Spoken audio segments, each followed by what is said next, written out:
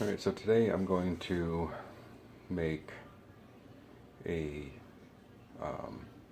keto or low carb onion, or not onion, but oven fried chicken. So what I have in this bowl is about 2 cups of ground pork rinds. If you want to make this gluten-free, then you need to make sure that the pork rinds are also gluten-free. I found the best pork rinds are the ones that are freshly made. They can be kind of hard to find. Otherwise, there's a brand, I can't remember what it is, but I found it at Cub Foods. Probably one of the better ones. Any of the ones that I've gotten at like Target, or Target doesn't carry them, but like Walmart, or at gas stations, those have been completely horrible. There's a huge difference between the taste of them too. So about 2 cups of pork rinds here.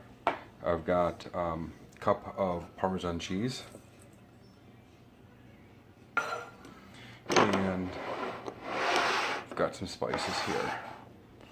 I'm going to be using about 1 to 2 teaspoons of each. So garlic powder, onion powder, thyme, and oregano. Okay, so I added all the spices in there. If you're going to make this gluten-free, make sure that your spices are gluten-free also. I know that the McCormick's red top spices are gluten-free if you buy them in bulk from Amazon or wherever you're going to buy them from, to make sure they're gluten-free. But the McCormick red label ones are gluten-free. So I added all the spices in there and added a bit of black pepper. Just gonna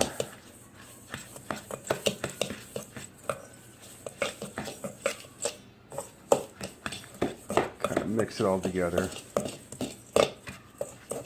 get everything nice and incorporated.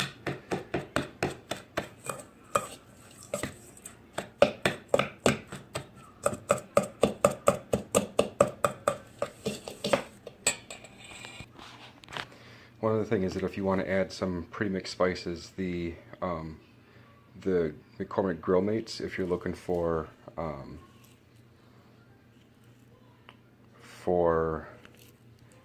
gluten-free,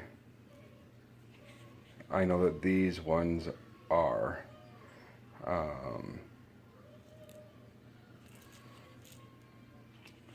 believe, almost positive that I had contacted their or found it on their website that they are listed as being gluten-free. Don't see anything on here at all, unless I'm just completely missing it, but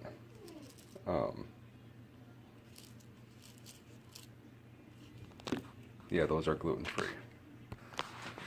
Alright, and here I've got the chicken breast that I'm going to wind up using. These are much bigger than the ones you would find at the store. The only reason why they're much bigger is because these are from a farm. If you do have the option, or if you can find a local farm not too far from you that does raise chickens and will sell the chicken meat, I would highly recommend it, especially if you can find out how the chicken was raised. For these, I do know the farmer, and I do know what they were fed, and I know how they're raised, and they're all free range. So I know that they're not injected with anything. There's no antibiotics going into any of the chickens at all, and I know how they're handled, partly because I helped butcher some of them. But if you have the option of getting farm fresh ones, I highly recommend it. The taste is much different, much better getting farm fresh chicken meat than it is to buy it at the store. Even if it says that it's farm fresh at the store, it's still much better to get it directly from the farm. So I've heard of different ways of doing coating the chicken. I've read of coating it in just mayonnaise, using like a 1/4 cup of mayo and coating it in the mayonnaise, and then using that to coat the, or using that as the, to coat the chicken with, and then dredging it in the breading, which really isn't breading, it's just the Parmesan cheese and the spices and the pork rinds. I've read of doing that, and I've also read some people of doing an egg wash, just basic egg. Some people have said to use milk, but if you use milk, then that kind of knocks it out of the whole keto thing because there's too many carbs within milk. Some people have said to use heavy whipping cream. I've even read to add the eggs and use the mayo, and that's the one I'm going to try just because the mayo does have some zing to it. Alright, so here I've got my eggs, which these are farm fresh. Some of them do look a little bit different. This one is like almost like a greenish blue egg, but they're all brown. Much better than any of the egg you'll ever find at the store. These ones are free-range chickens, so the yolks on them are going to be a lot darker in a more of an orange color than a yellow, and it's a lot better than the cage-free. Even though that some chickens are cage-free, they can still be like 1,000 of them crammed into a small room type of thing. So that's why I like the free range, because then they're actually walking around on the farm and whatnot. And that's why I like buying from a local farmer rather than buying from the store. So I've got the eggs right there, and then I also use the Hellmann's real mayo. Just because that does work better for the keto diet. Because with the Hellmann's mayo, come on, autofocus. There's no carbs. There's also no protein, which is not bad. It's not an issue at all. And there's also 10 grams of fat, which is kind of what we need for the keto diet. And it's also gluten-free. So it kind of meets my needs because we have to be gluten-free. Not because of choice, but because medically we have to be. My daughter and I both have celiac disease, so we have to be gluten-free. And I choose to do the keto diet because I like that one the best. So, and sorry for all the pausing of the video and whatnot. I'm holding my camera in one hand and trying to do the baking in the other hand. So every once in a while I put my phone down to do this. Alright, so here I've got 4 of my farm fresh eggs, and as you can see, the yolks are much darker in color than regular eggs are. Since they're farm fresh, you will see some little specks here and there within the white of the egg, which is completely fine. The other thing I like about the farm fresh eggs is that when I get them from the farmer, they've probably been laid within maybe a week or so, and they'll keep in my fridge for a month, maybe a month and a half.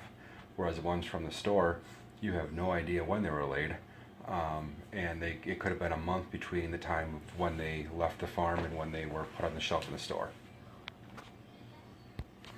So I've got about 4 to 5 tablespoons of mayo in here. For the store-bought ones, you may only need like maybe 2 to 3 eggs, depending on how many you're going to wind up doing. And then you could probably also cut down the amount of mayo too if you want. Alright, so I finished mixing up the eggs with the mayo, and it kind of almost looks like a custard. So now I'm going to pour it into this glass dish so that I can dunk and dredge the chicken through there. And then I'm going to fill up this as well with some of the seasoning. So I can kind of dunk in here and then season on both sides and then throw into a 9x13 pan. Alright, so now I'm going to get ready to dunk the chicken in one side and then flip it over and then coat it on the other side. And when I was talking about the size of the chicken being big, here's a Sharpie marker, a regular size Sharpie marker, and this chicken breast is a lot bigger than that as far as the length. They're also fairly thick too.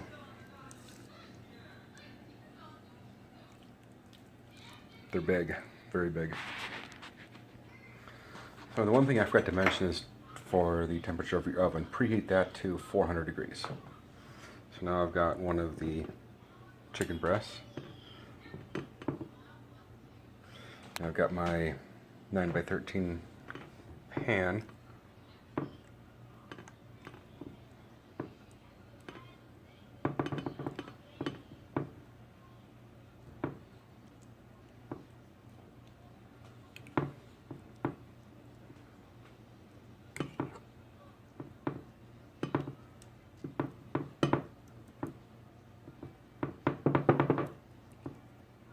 I suppose if you wanted to coat the chicken with something to kind of give a little bit of substance to help the egg wash stick, you could probably coat it with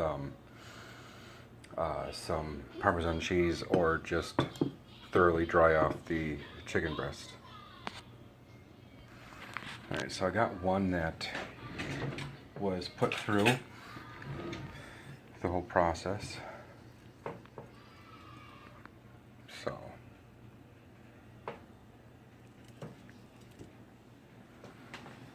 and there's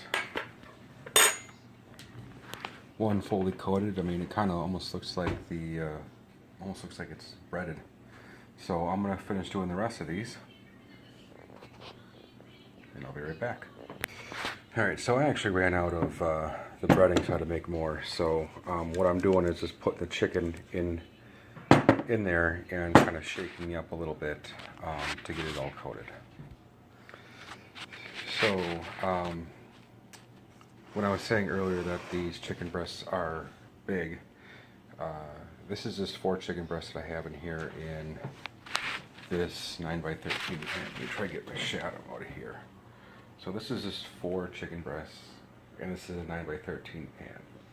So, you know, usually we'll buy like 30 chickens, and that will last us literally a whole entire year between me, my wife, and my 5-year-old daughter.